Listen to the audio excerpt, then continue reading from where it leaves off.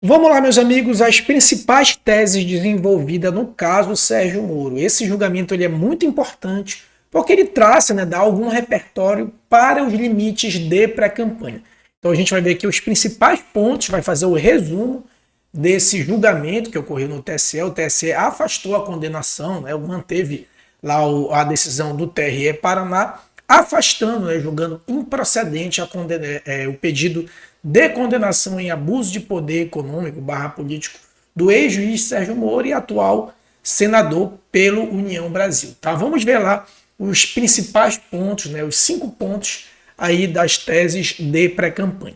Só lembrando, pessoal, a gente não pode considerar isso uma jurisprudência, porque ainda foi um caso específico e, claro, todas essas teses precisam ser consolidadas, se for o caso, se o TSE enfrentar. De qualquer forma, como a pré-campanha eleitoral ela tem uma limitação de regulamentação, esse julgamento aí nos traz bastante repertório, tá bom?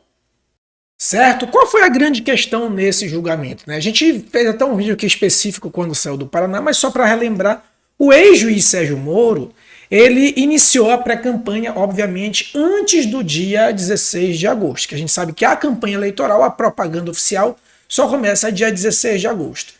E a gente sabe o dia que termina a tal da pré-campanha, que é um instituto meio aí com pouca regulamentação na legislação eleitoral. A gente sabe que termina no dia 15, porque oficialmente começa dia 16, mas a gente não sabe o dia que começa. Então o que acontece?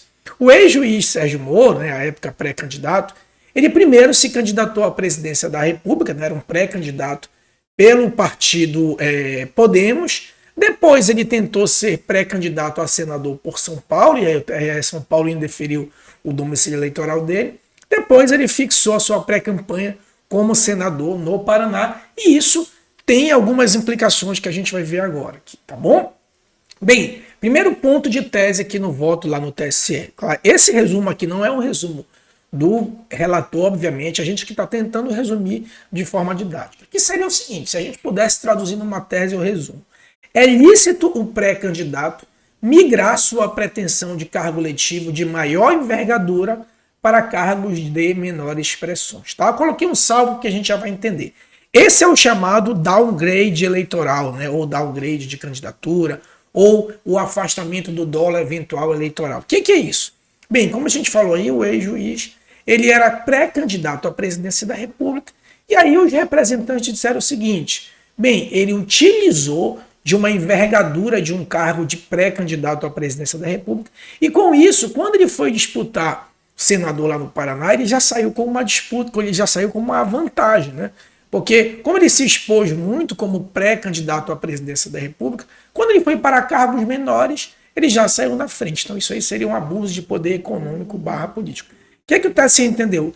Isso é perfeitamente viável, perfeitamente lícito, É comum que se lance, de repente, um pré-candidato a prefeito, ou a presidente da República, ou a governador, e depois, quando a campanha vai avançando, se percebe que ele não tem viabilidade e migra ali para geralmente um cargo proporcional, ou no caso dele, mesmo sendo majoritário, mas se a gente comparar o cargo de presidência da República e senador, obviamente que a gente teria ali uma envergadura maior na presidência da República. Então o que o TSE entendeu?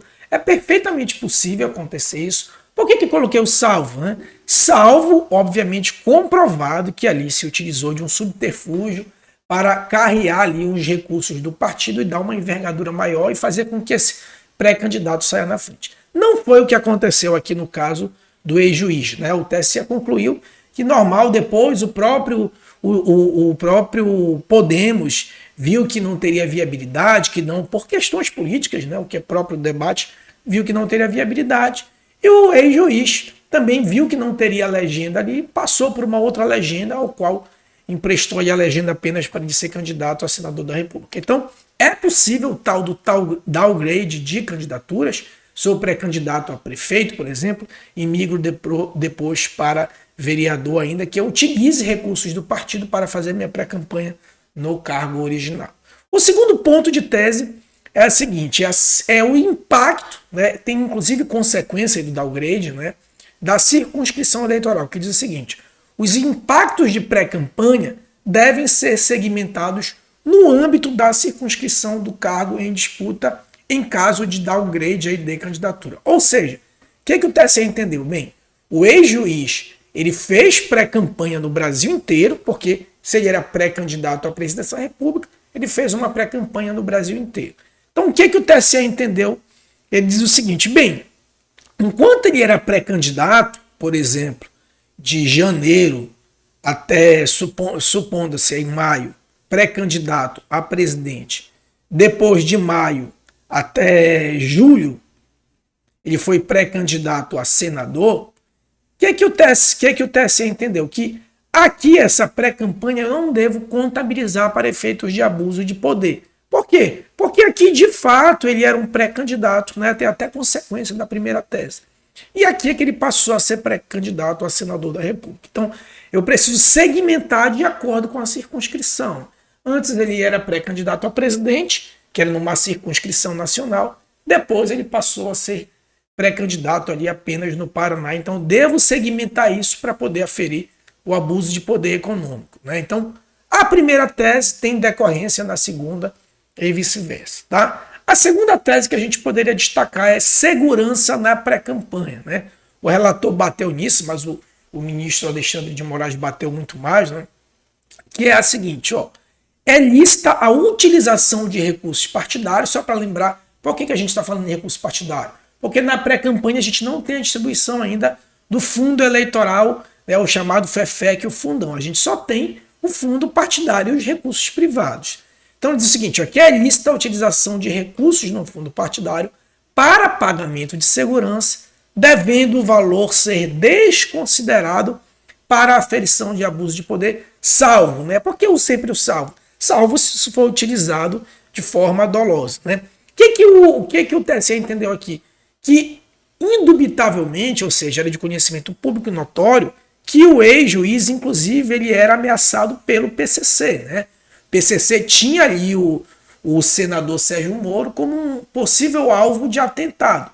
Bem, se ele era alvo de um atentado, então eu não posso contabilizar os recursos para a segurança, porque eu vou estar meio que colocando esse candidato em desvantagem. O ministro até Alexandre de Moraes diz, o fato de alguém chegar de um carro blindado com segurança em um comício, por exemplo, isso não vai fazer com que o candidato tenha mais votos ou não. Então, seria uma desvantagem para o pré-candidato não ter essa segurança, primeiro pela sua, né, enfim, pela sua integridade física, e segundo, se ele tiver essa segurança, eu não posso contabilizar para pré-campanha, como um eventual abuso de poder, porque isso vai estar limitando o pré-candidato de ter essa segurança. Então, a segurança, a depender do caso concreto, que é esse caso aqui, deve ser relativizada. Tá bom? Quarto ponto, e o último, que é o mais importante, que o último é o limite de campanha. Então, fica aí até o final, que é importante o último ponto. O quarto ponto, né, o penúltimo ponto, que a gente deve fazer para efeitos de aferição de abuso de poder, a gente deve fazer uma distinção entre recursos públicos e recursos privados. Se a gente fosse sintetizar, ficaria assim, ó. A aferição de abuso de poder, e aí obviamente abuso de poder econômico, que geralmente se entrelaça com o político e vice-versa, o abuso de poder na pré-campanha pode variar de acordo com a natureza dos recursos, devendo ser mais rigorosa nos casos de financiamento privado, né? Então, ficou muito claro aí que o recurso privado, que foi o caso lá, o caso da juíza Selma Arruda, então o TSE afastou essa comparação, porque lá no caso do Selma Arruda, os recursos de pré-campanha eram essencialmente privados. Então o TSE disse, olha, aqui não, aqui é um recurso público, que está muito bem contabilizado, então uma coisa é o recurso público, bem contabilizado, outra coisa é o recurso privado, que a gente não sabe de onde vem e não se sabe qual é a troca de favor de quem está financiando. Mesmo porque o recurso privado só é possível quando é oriundo de pessoa física. Então o TSE fez essa distinção, por isso que a afastou, inclusive aí a comparação com o caso Selma Arruda. Naquele caso, sim, na pré-campanha se gastou muito dinheiro de recursos privados, por isso o TSE entendeu que foi abuso de poder econômico / político aí entrelaçado e cassou o registro / diploma da juíza Selma Arruda. Certo? Por fim, né, a grande pergunta aí, sobretudo das candidaturas, quais seriam o teto de gastos da pré-campanha eleitoral? Bem, pessoal, Só para fazer um parêntese rapidinho aqui, só para lembrar que as candidaturas em si, elas têm um teto de gastos, né? As candidaturas em geral, elas têm um teto de gastos. Então, para presidente é um valor, para governador é um valor, para senador é um valor, para prefeito e para deputados também. E isso vai variar conforme a circunscrição. Depende de qual município, isso depende de qual cargo.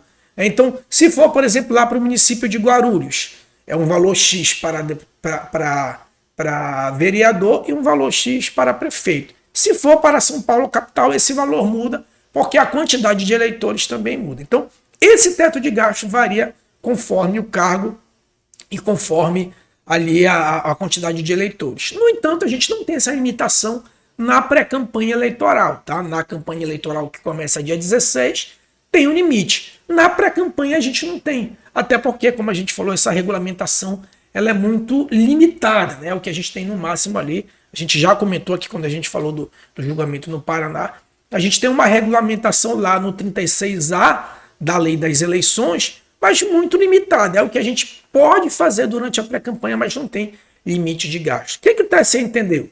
Se especulou o tal de número mágico, é 10%, é 15%, é 20%. O TSE jogou um banho de água fria para quem queria um número mágico, né? O TSE disse o seguinte, que a aferição de abuso de poder na pré-campanha não possui teto de gastos fixo, devendo ser apurado caso a caso, né? Então, esse limite, 10% do teto geral da campanha, é 20%, esse número mágico não existe. Se chegou aqui, por exemplo, no caso do juiz Sérgio Moro, a 17%. Ainda assim, o TSE entendeu que não seria uma conduta abusiva, porque, a despeito desse valor de 17%, no caso específico, se chegou à conclusão que não houve um abuso de poder. Tá bom, meus amigos? Então, esses foram aí os 5 pontos, né? Só lembrando que, por exemplo, no caso do downgrade, no caso da circunscrição e no caso da segurança, por exemplo, né? Esses fatos são permitidos, mas muito cuidado, e se no caso concreto se perceber que houve aí um abuso de poder, nesse caso específico poderá aí ocorrer a cassação. No caso aqui do Sérgio Moro foi proposta uma representação pelo artigo 30A, que é o famoso Caixa 2, e pela AIS, né, Ação de Investigação Judicial Eleitoral. O TSE manteve a decisão do TRE, que afastou a condenação, julgando improcedente essas representações. Como a gente falou, não tem propriamente dito aí, não tem propriamente dito uma jurisprudência formada, mas de qualquer forma, isso já não deixa de ser um repertório, né, que o TSE dá para a gente, porque vai orientar a pré-campanha aí nas eleições de 2024, tá bom? E não esquece aí, se você chegou aqui até o final desse vídeo, que é porque você curtiu o vídeo, então não se esquece aqui de curtir, comentar e compartilhar. Não se esquece também de se inscrever no canal, porque toda semana a gente tem aqui diversos vídeos de direito eleitoral e assim você não perde, fica por dentro do direito eleitoral, tá bom? Se quiser se aprofundar, principalmente em prática de direito eleitoral e concurso público também, vou deixar o link aqui para você baixar os materiais de direito eleitoral, tá bom? Um forte abraço e até a próxima.